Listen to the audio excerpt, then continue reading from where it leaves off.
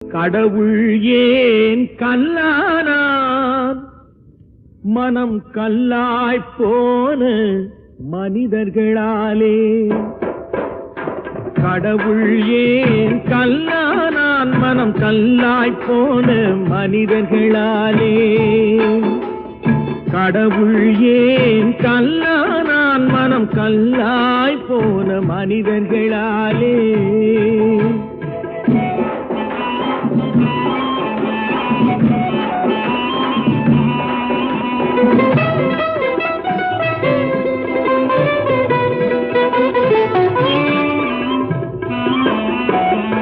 கொடுமையை கண்டவன் கண்ணை இழந்தான், அதை கோபித்து தடுத்தவன் சொல்லை இழந்தான்.